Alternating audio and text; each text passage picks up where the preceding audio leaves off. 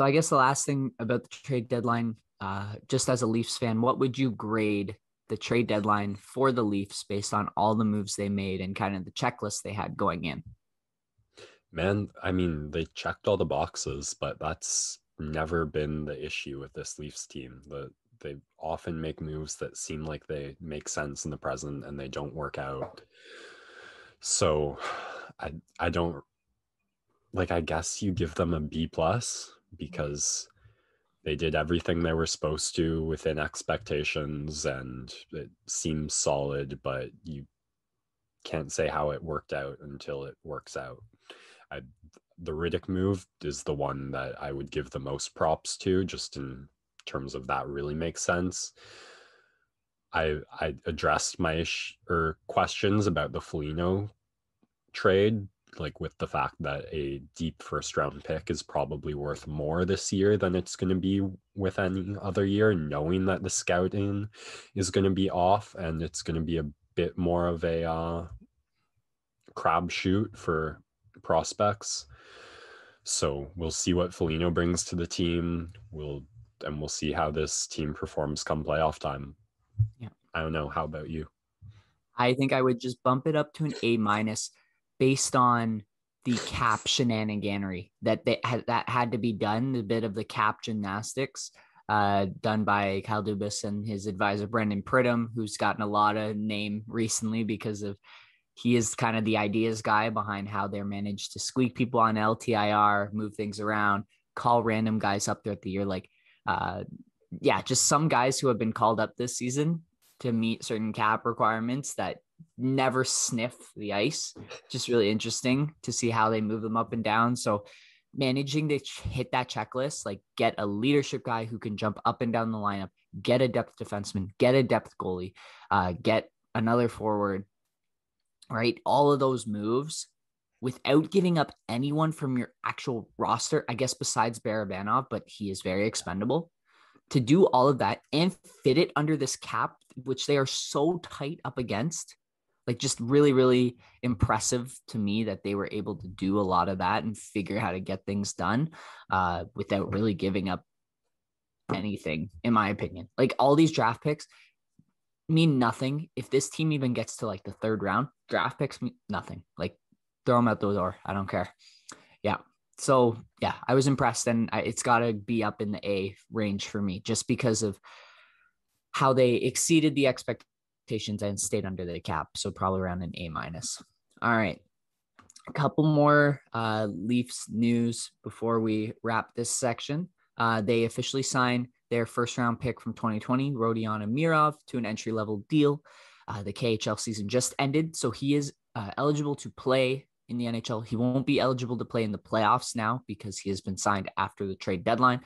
But he will get some work probably with the Marlies this season, which will be good. And there is a clause in his contract that he will work with the Marlies and then with the Leafs development staff, and then he will most likely go back to the KHL next season and can be, of course, recalled whenever, but most likely will be another season in the KHL for him. But gets to spend more time with the Leafs staff than I guess you could say for some of the other international players. He has this opportunity now to work with the Marlies, work with the Leafs development staff, get to know the system, and exciting for the kid to possibly be a part of the future. He's only 19. He looks so young in this picture here, and people are really excited to see what he can do. And maybe it's another exciting piece that you can add to the depth, maybe like a Nick Robertson type of the future. So yeah, there's some news there. We've also got Matthews missing last night's game, and he was day-to-day with an injury. Sheldon Keefe said it was not the same injury as the wrist injury, which sets off alarm bells, but also the fact that it's day-to-day maybe gives you a little bit of breath, and the Leafs are in a little bit of a buffer zone where they can afford to rest guys. They get tonight off, they get tomorrow off now with the Canucks being postponed just a couple more days, so they get practice time, and they'll be right back on the horse for the big stretch because they've got 3 more games left against the Winnipeg Jets, which is their closest adversary in the standings. The last thing I would say, just wrapping up last night's game, missing Austin and Willie really has a big impact on this team. But the biggest thing is just the power play continues to be horrid.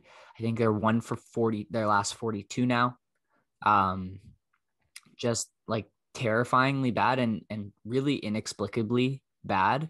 And you just got to hope and pray that it's one of those things where they're going to start the upswing just around playoff time, and then they'll just have a red hot power play in playoff time, because it needs to turn around quickly. They cannot continue to win 5-on-5 and expect to win more games. Well, it's this vicious cycle where teams know how unconfident and shaky they are on the power play right now. So they're able to play way more aggressive on the penalty kill. Like, there was a moment in the 5-on-3 last night where all three Jets were in the corner hunting for the puck. That means you've got like three guys wide open, like on the blue line in the slot, and you've only got a split second to make that pass because the defense is way ramped up. But the defenses are playing so aggressive and pinning us down and out battling us on the boards for pucks.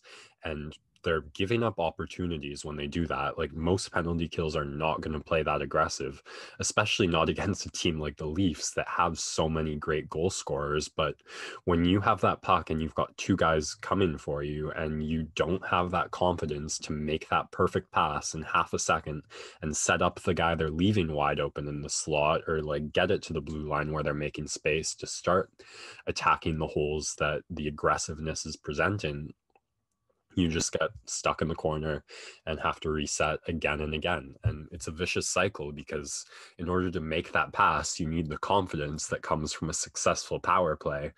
But yeah, so it feels like they've got to be perfect. I mean, Galchenyuk hitting a post, it does feel a little cursed. Like, just anything that can go wrong is going wrong. They've given up more shorthanded goals on their power play than they've scored in that 42 game stretch, which is just embarrassing.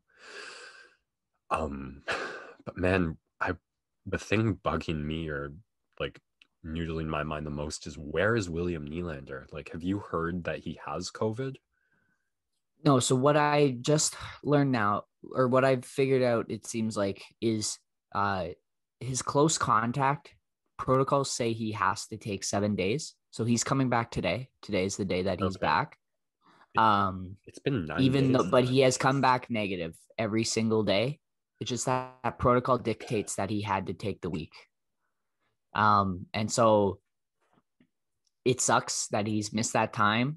And the Leafs have, I think they were 1-2-1 in that stretch. So for the boomers out there, maybe Willie's a little bit more important than you would like to admit. But